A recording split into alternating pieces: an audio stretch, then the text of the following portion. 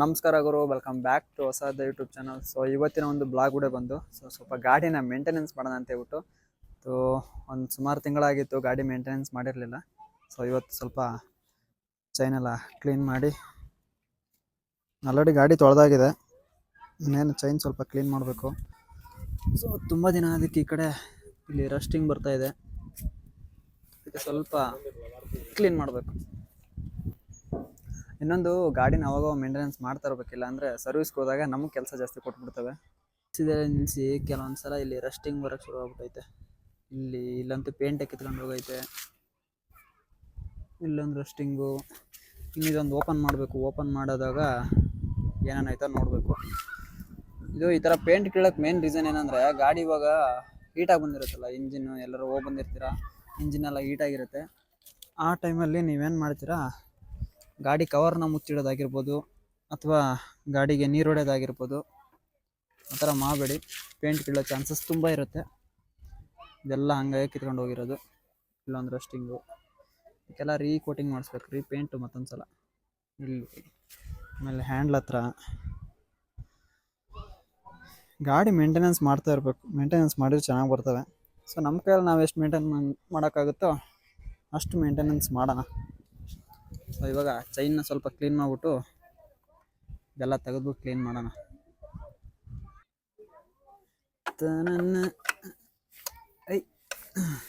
ನೋಡೋದು ಯಾವ ಕಾಲಕ್ಕೆ ತೆಗೆದದ್ದೇನ ಫುಲ್ಲು ಟೈಟ್ ಆಗ್ಬಿಟ್ಟೈತೆ.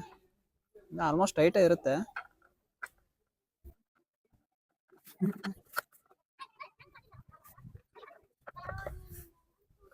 ಇದೆಲ್ಲ ಗಾಡಿ ತೊಳೆಯೋಕ್ಕಿಂತ ಮುಂಚೆ ಮಾಡಬೇಕಿತ್ತು, ನಾನು ತೊಳೆದಾದ್ಮೇಲೆ ಮಾಡ್ತೀನಿ, ಉಲ್ಟಾ ನಾನು.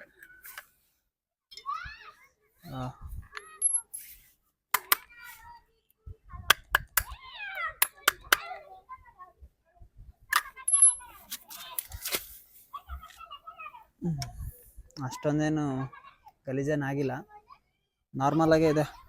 ಸೊ ಇವಾಗ ಇದನ್ನ ತೆಗಿಯೋಣ.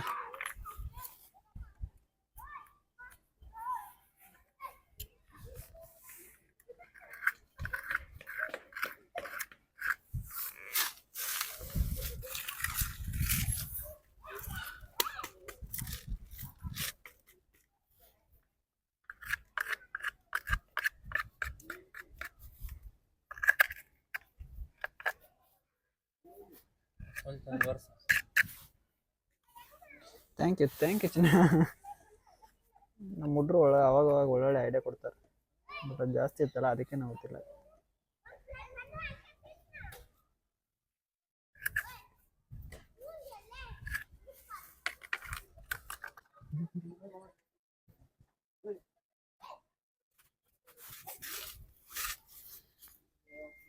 ಇದನ್ನೆಲ್ಲ ಅವಾಗ ಕ್ಲೀನ್ ಮಾಡ್ತಾ ಇರಬೇಕು, ಯಾಕಂದರೆ ಸ್ವಲ್ಪ ಚೈನೆಲ್ಲ ಬಾಳಿಕೆ ಬರ್ತವೆ.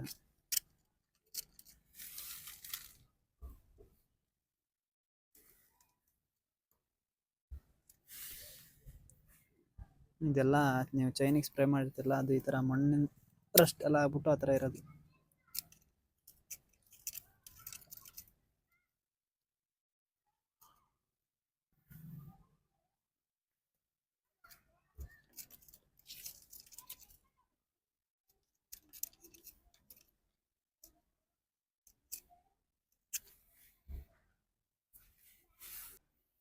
ಸೊ ನಾನು ಚೈನ್ ಸ್ಪ್ರೇ ಯೂಸ್ ಮಾಡ್ತಾ ಇರೋದು ಮೋಟಿಲ್ ಅಂತ ಹೇಳ್ಬಿಟ್ಟು. ಇದು 2 ಟೈಪಾಗಿ ಕ್ಲೀನ್ ಮಾಡ್ತಾರೆ. ಫಸ್ಟು ಚೈನ್ನ ಕ್ಲೀನ್ ಮಾಡ್ಕೊಳ್ಳೋಕೆ ಒಂದು ಸ್ಪ್ರೇ ಯೂಸ್ ಮಾಡ್ತಾರೆ, ಅದಾದಮೇಲೆ ಒಂದು ಯೂಸ್ ಮಾಡ್ತಾರೆ.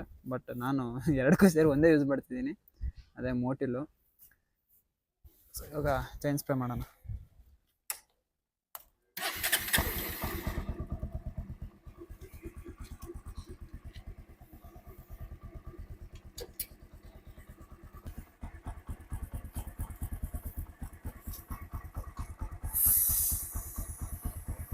ನೀವು ಚೈನ್ ಸ್ಪ್ರೇ ಮಾಡಬೇಕಿದ್ರೆ ಈ ಥರ ಹೊಡೆದ್ರೆ ಬೆಟರು, ಯಾಕಂದರೆ ಒಂದು ಆ ಕಡೆ ಅದು ಸಿಡಲ್ಲ, ಸ್ವಲ್ಪ ಆ ಕಡೆಗೂ ಸ್ಪ್ರೇ ಆಗಲ್ಲ. ಗಾಲಿಗೆಲ್ಲ ಸ್ಪ್ರೇ ಆಗ್ಬಿಟ್ರೆ ನೀವು ಇಷ್ಟು ತನಕ ತೊಳೆದಿದ್ದೆಲ್ಲ ವೇಸ್ಟ್ ಆಗ್ಬಿಡುತ್ತೆ ಆಮೇಲೆ.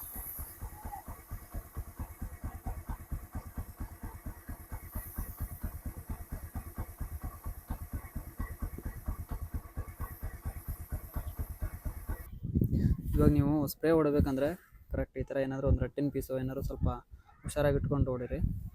ಇವಾಗ ಇದನ್ನ ಹೊಡೆಯೋದ್ರಿಂದ ಏನಾಗುತ್ತಂದರೆ ಇದಿಷ್ಟೇನು ಇವಾಗ ಹೊಡೆದಿದ್ದೀನಲ್ಲ ಇದಿಷ್ಟು ಹೋಗಿ ಈ ಸೈಡಲ್ಲಿ ಹಿಂಗೆ ಕೂತ್ಕೊಳ್ಳೋದು, ಸ್ವಲ್ಪ ಮಣ್ಣಿಗೆ ಹೋದರೆ ಸಾಕು ಪೂರ್ತಿ ಹತ್ಕೊಂಡು ಬಿಟ್ಟಿರೋದು. ಸೊ ಇವಾಗ ಈ ಥರ ಹೊಡೆದಿದ್ದರಿಂದ ಇಷ್ಟು ಇಲ್ಲಿ ವೇಸ್ಟ್ ಬಂದಿದೆ ನೋಡಿ, ಅಂದರೆ ಸ್ಪ್ರೇ ವೇಸ್ಟ್ ಆಗಿರೋದು ಅದಷ್ಟು ಇದು ಕಡೆ ಹೋಗಿ ಕೂತಿರೋದು.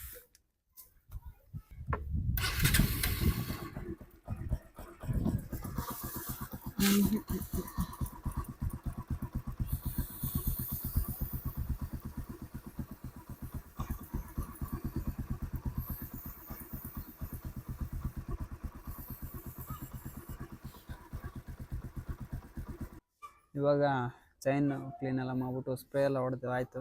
ಸ್ವಲ್ಪ ಕ್ಯಾಪಿಂಗ್ ಹಾಕೋಣ. ಹೆಂಗಲ್ಲ ಇದು ಹಿಂಗಲ್ಲ,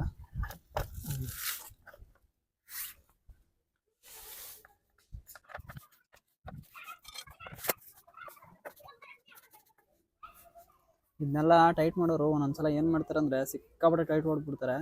ಸೊ ಅಷ್ಟೊಂದೆಲ್ಲ ಟೈಟ್ ಅವಶ್ಯಕತೆನೇ ಇಲ್ಲ, ಯಾಕಂದರೆ ಸ್ವಲ್ಪ ಹ್ಯಾಂಡ್ ಟೈಟ್ ಮಾಡಿದ್ರೆ ಸಾಕು. ಒಳಗಡೆ ಥ್ರೆಡ್ಡಿಂಗ್ ಹೋಗ್ಬಿಟ್ರೆ ಕಷ್ಟ ಆಮೇಲೆ.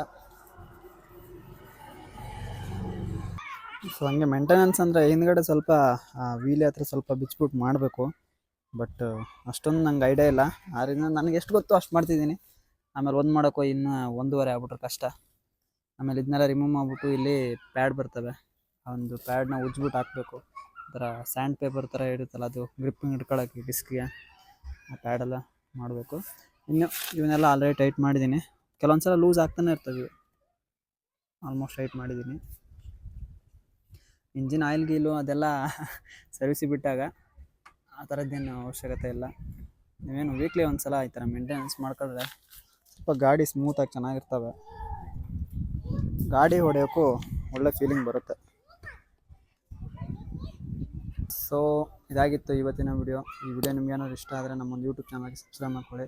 ಹಾಗೆ ಈ ಒಂದು ವಿಡಿಯೋನ ನಿಮ್ಮ ಬೈಕ್ ಲವರಿಗೆ ಶೇರ್ ಮಾಡಿ ಅಂತ ಹೇಳ್ತಾ ಈ ಒಂದು ವಿಡಿಯೋನ ಮುಗಿಸ್ತೀನಿ. ಧನ್ಯವಾದಗಳು.